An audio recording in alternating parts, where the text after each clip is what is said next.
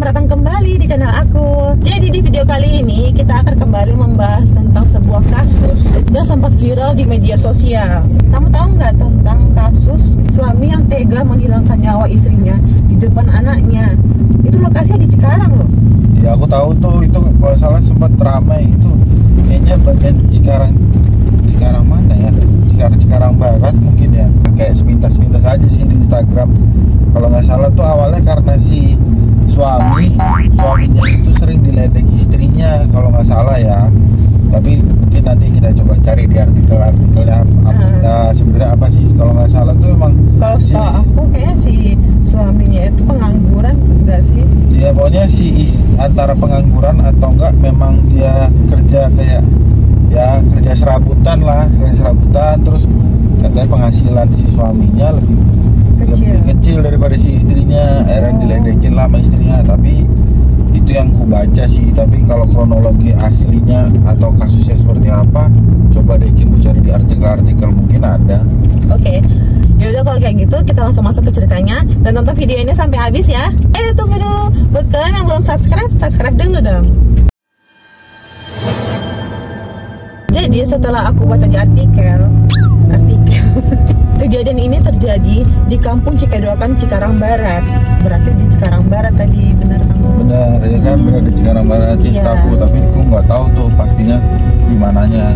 Jadi waktu itu pada tanggal 9 September si ibu korban datang ke rumah kontrakan anaknya, lalu melihat jasad anaknya ada di atas tempat tidur. Jadi awal mula kejadian ini karena si korban dan pelaku itu sempat bertengkar atau adu mulut gitu. Iya, adu mulut suami istri ya. Mungkin karena masalah ekonomi juga kali ya. Iya, karena kan si suami itu ternyata pengangguran dan hanya mengandalkan gajinya si istrinya aja. Ngeselin banget gak sih kayak gitu? Iya. Udah mengandalkan gaji si istri, terus malah menyiksa si istrinya, bukan membantu perekonomian keluarga. Iya, padahal untuk mencari nafkah kewajiban suami ya. Iya. Bukan kewajiban istri. Harusnya istrinya itu hanya membantu aja kan.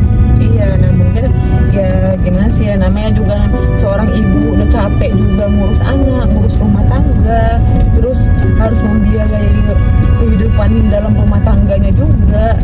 Ya pasti emosi dong, juga kesel lah sama si suaminya. Nah si suaminya ini mungkin gak terima kalau misalnya dikasih tahu sama si istri atau dibahas tentang bagian keuangan. Kamu tahu nggak tentang kronologi? Aku sih tahu, kayak aku pernah baca di artikel kronologi awal tuh setelah dia cekcok sama istrinya.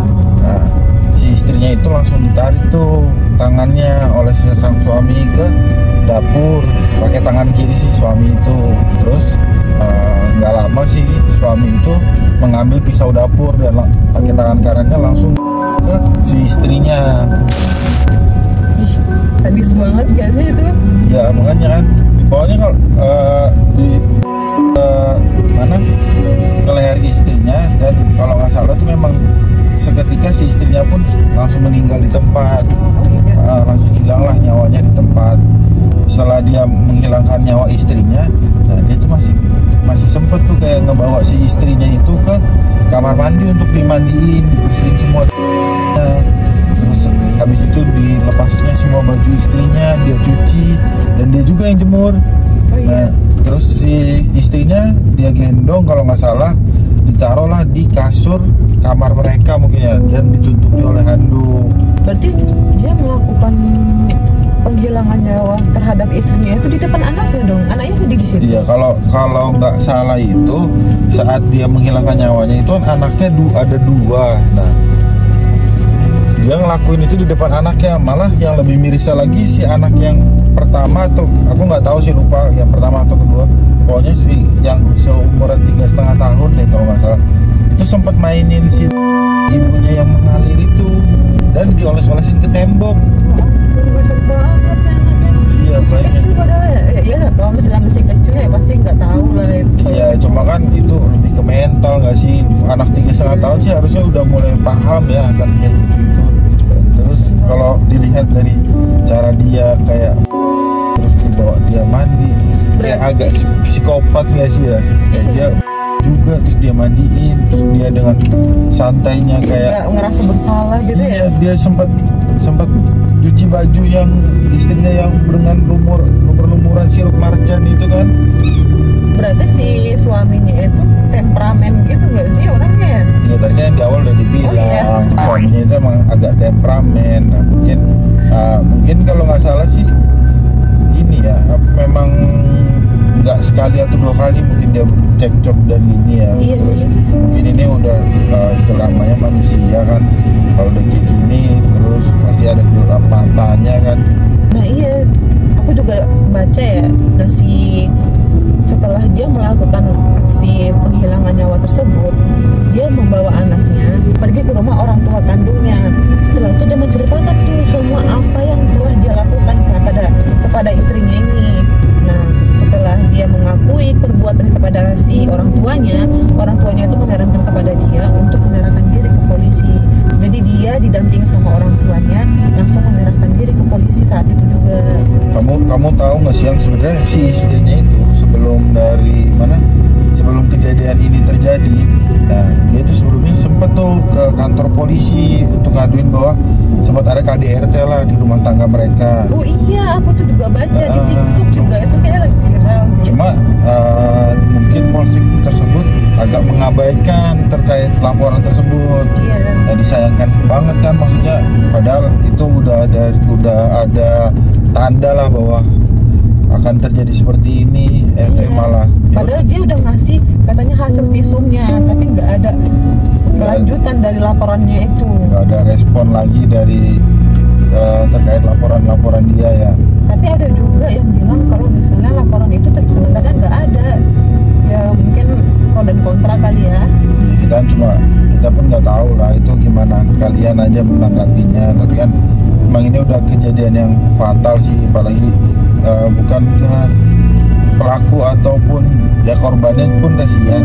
Aku sih lebih kasihan ke anaknya sih, kayak masih kecil terus dia lakuin di depan bener-bener di depan anaknya gitu kan. Lebih kasihan ke mental anaknya itu gimana nanti besarnya ngelihat, dari kecil udah ngelihat terkait pemokatan kayak gitu kan, bahaya sekali. Ya semoga lah anaknya tumbuh dengan baik ya ke depannya. Ya semoga istri dari Mas Nando atau enggak Mbak siapa? Mega apa sih? Ya untuk Mbak Mega semoga diterima di sisi Allah, terus tempatnya di tempat terindah ya, dan keluarga yang ditinggalkan selalu diberi ketabahan. Dan anaknya ya. Kita turut berduka juga ya untuk anaknya yang masih kecil-kecil ya. Iya. Terus si suaminya itu dijatuhi hukuman apa? Kalau setahu aku sih pas aku baca kemarin terakhir ini dia kena kayak dihukum seumur hidup sih. Iya. Ya semoga itu setimpal sama apa yang sudah dia lakukan ya. Si Mbak Mega ini juga kayaknya itu lumayan terkenal di TikTok gitu. Oh iya Bang. Iya.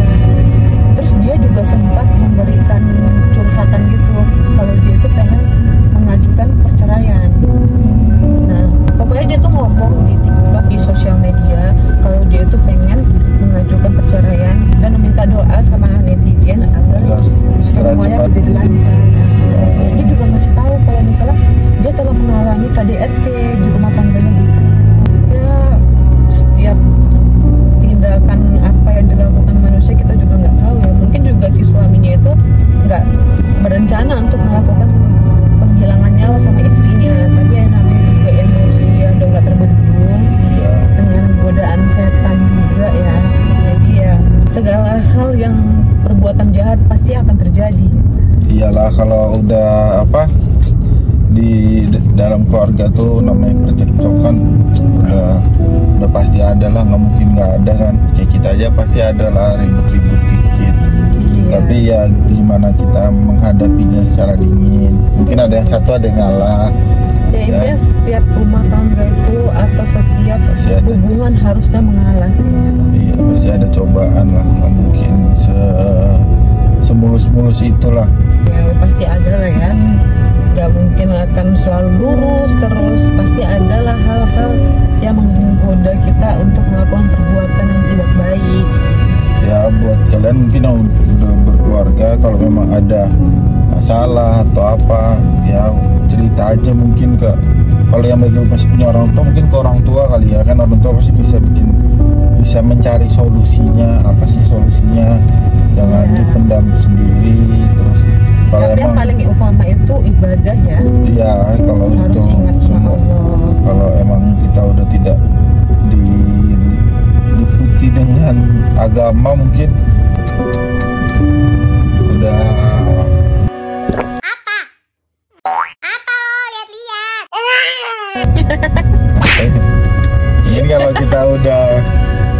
mungkin kalau kita jauh dari agama mungkin udah lupa kalah semuanya, udah penuh dengan setan di hidupnya. Iya. Udah gitu dulu aja ya cerita kali ini.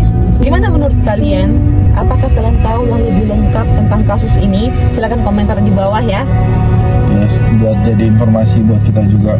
Jadi kita mohon maaf kalau ada hal yang kurang, informasi yang kurang, boleh komen di deskripsi di bawah ya. Boleh komentar di bawah. Oh, boleh komentar di bawah ya. Ya udah gitu dulu cerita kita kali ini. Semoga kalian suka sama video ini. Jika ada kasus yang ingin kalian dengar untuk kita ceritakan, silakan berikan komentar di bawah ya. Dan jangan lupa